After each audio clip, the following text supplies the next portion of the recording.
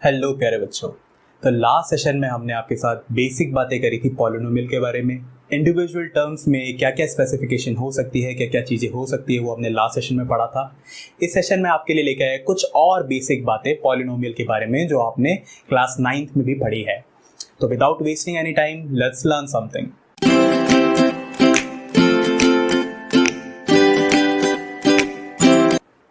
बच्चों, हमने आपको बता दिया एक पॉलिनोमियल में क्या क्या चीज़ें होती है।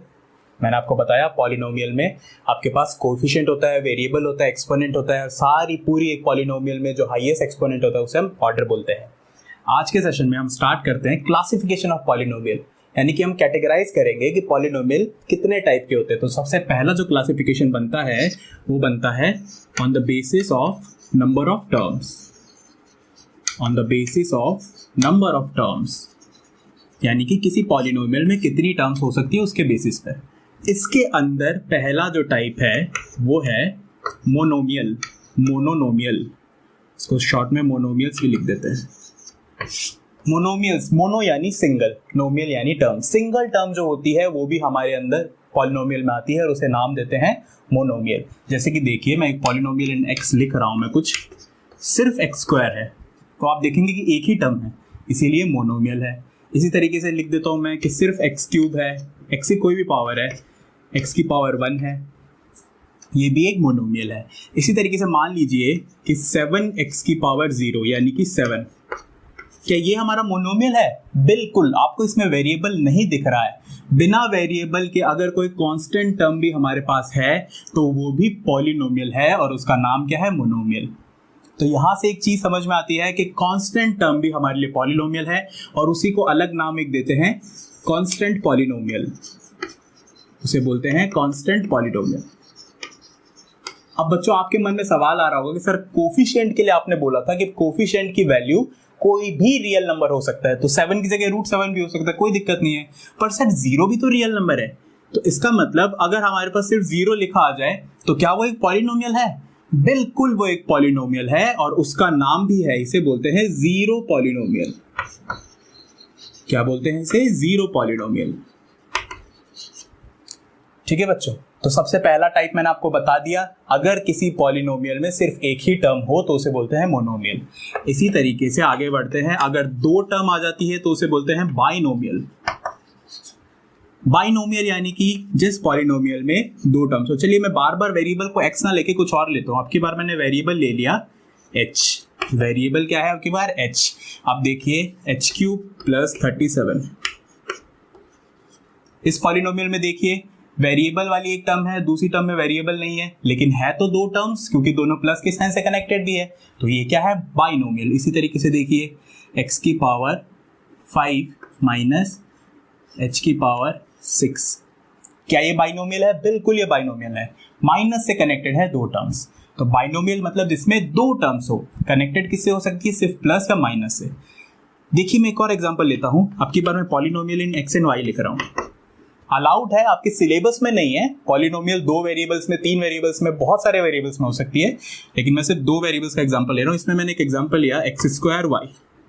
क्या ये पॉलिनोमियल है? बिल्कुल पॉलिनोमियल है, कोई दिक्कत नहीं है। लेकिन ये माइनोमियल, मोनोनोमियल है या बाइनोमियल है? बच्चों ये मोनोनोमियल है।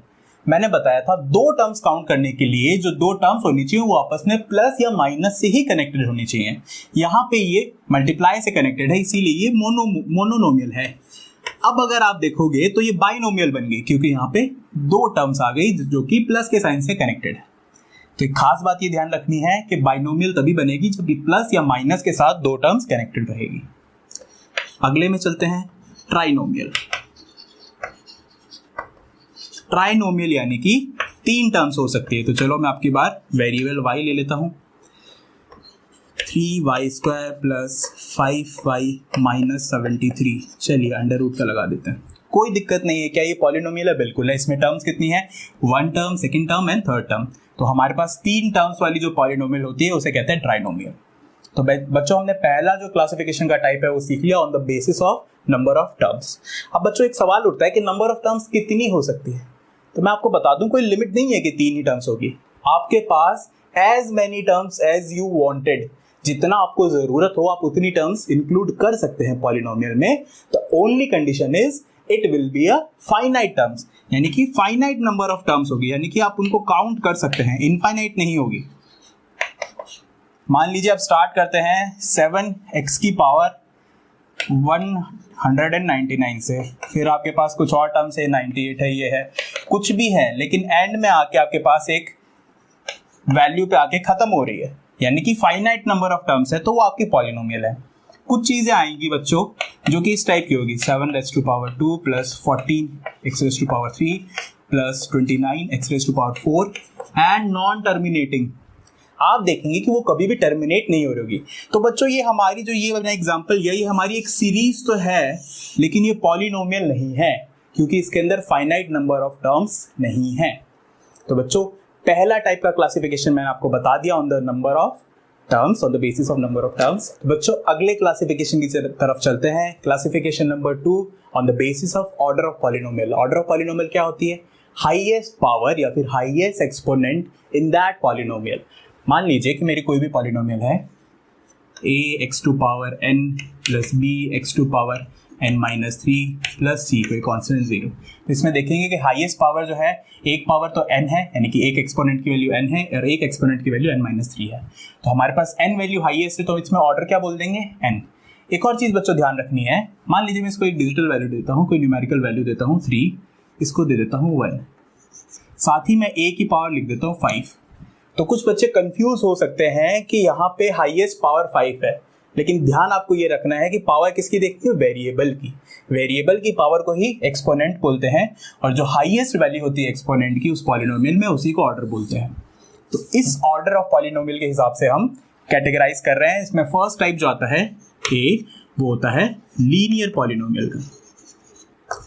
लीनियर पॉलिनोमियल ऐसी पॉलिनोमियल जिसमें ऑर्डर ऑफ पॉलिनोमियल कितना होगा? 1 होगा, यानी कि हाईएस्ट पावर 1 होगी। तो देखिए आपने क्लास 9 में बहुत डिटेल में पढ़ा है, 3x + 5 एक पॉलिनोमियल है जिसमें हाईएस्ट एक्सपोनेंट की वैल्यू कितनी है? 1। तो ये लीनियर पॉलिनोमियल है। इसका स्टैंडर्ड फॉर्म क्या होता है? स्टैंडर्ड फॉर्म होता है लीनियर पॉलिनोमियल का ax + b, यानी कि x का कोई कोफिशिएंट, कोई भी रियल वैल्यू, और b। एक चीज जो आपको ध्यान रखनी है कि जो लीनियर पॉलिनोमियल है इसमें हाईएस्ट नंबर ऑफ टर्म्स 2 हो सकती है। ध्यान से सुनना, मैंने कहा हाईएस्ट नंबर ऑफ टर्म, यानी कि ज्यादा से ज्यादा वैल्यू 2 हो सकती है। ऐसा भी हो सकता है कि लीनियर पॉलिनोमियल में सिर्फ एक ही टर्म हो, 3x, ये भी लीनियर पॉलिनोमियल है, लेकिन इसमें टर्म्स कितनी है? एक ही है। ऐसा भी हो सकता है कि लीनियर पॉलिनोमियल में 0 आ जाए, मैंने आपको बताया था 0 पॉलिनोमियल इसका नाम होता है, ये भी लीनियर पॉलिनोमियल है। तो इस तरीके से देखा हमने लीनियर पॉलिनोमियल जिसमें ऑर्डर 1 होता है और हाईएस्ट टर्म्स 2 हो सकती है। चलिए सेकंड पार्ट की तरफ चलते हैं, सेकंड टाइप जो कि है quadratic polynomial. Quadratic polynomial, Quadra का मतलब बच्चों होता है स्क्वायर। क्वाड्रेटिक पॉलिनोमियल ऐसी पॉलिनोमियल जिसका ऑर्डर हो 2। इसका भी एग्जांपल देख लेते बच्चों। आपकी बार मैं वेरिएबल y मानता हूं, बार बार x करके आप बोर हो सकते हैं इससे। ठीक है बच्चों, y है कुछ भी मान लीजिए √3y² + 7y - 37। अब आप देखेंगे कि एक्सपोनेंट्स कितने, एक एक्सपोनेंट है 2, एक एक्सपोनेंट है 1, एक एक्सपोनेंट है 0। हाईएस्ट एक्सपोनेंट को ही ऑर्डर बोलेंगे, ऑर्डर कितना आ जाएगा? 2। तो ये हमारी एक क्वाड्रेटिक पॉलिनोमियल है। इसकी स्टैंडर्ड फॉर्म क्या होती है बच्चों? ax² + bx + c। अब इसमें भी ध्यान देंगे कि हाईएस्ट नंबर ऑफ टर्म्स किसी क्वाड्रेटिक इक्वेशन में, क्वाड्रेटिक पॉलिनोमियल में 3 हो सकती है। मैंने कहा हाईएस्ट, ये नहीं बोला कि हमेशा 3 ही होगी। यानी कि अगर मेरे पास सिर्फ इतना लिखा जाता √3y² + 37, तो ये भी क्वाड्रेटिक इक्वेशन होती, क्वाड्रेटिक पॉलिनोमियल होती जिसके अंदर 2 टर्म है। अगर मेरे पास सिर्फ इतना आ जाता √3y², तो ये भी मेरे पास क्वाड्रेटिक पॉलिनोमियल होती जिसमें सिर्फ एक टर्म है। इसी सीक्वेंस में आगे बढ़ते हैं बच्चों। आखिरी टाइप इसका बता रहा हूं, लेकिन ये आखिरी नहीं है, बहुत सारे पॉलिनोमियल्स बन सकते हैं, हमें सिर्फ यहां तक ही पढ़ना है। Quadratic polynomial, cubic polynomial. Quadratic polynomial खत्म किया, क्यूबिक पॉलिनोमियल की तरफ चल रहे हैं। क्यूबिक पॉलिनोमियल मतलब ऑर्डर क्या होगा? क्यूब होगा, यानी ऑर्डर में क्या होगा? हाईएस्ट एक्सपोनेंट 3 होगा। एग्जांपल लेते हैं, आपकी बार वेरिएबल z मान लेता हूं। z वेरिएबल है मेरा, आपकी बार फिर से देखते हैं। चलिए थोड़ा सा कंफ्यूजिंग बनाते हैं। 7⁵ z⁵ 3 + 37 z raised to power 2 minus 59 z plus √3। ये हमारी पॉलिनोमियल है। आप देख रहे हैं कि एक्सपोनेंट हमारे पास एक जगह फर्स्ट टर्म में 3 है, फिर 2 है, फिर 1 है और फिर 0 है। तो हाईएस्ट वैल्यू क्या है एक्सपोनेंट की? 3, यानी कि ये क्यूबिक पॉलिनोमियल है। क्यूबिक पॉलिनोमियल की स्टैंडर्ड फॉर्म क्या हो सकती है? a raise to power x cube plus b raise to power x2 plus c x raise to power 1 plus d x raise to power 0। ये हमारी स्टैंडर्ड फॉर्म हो सकती है।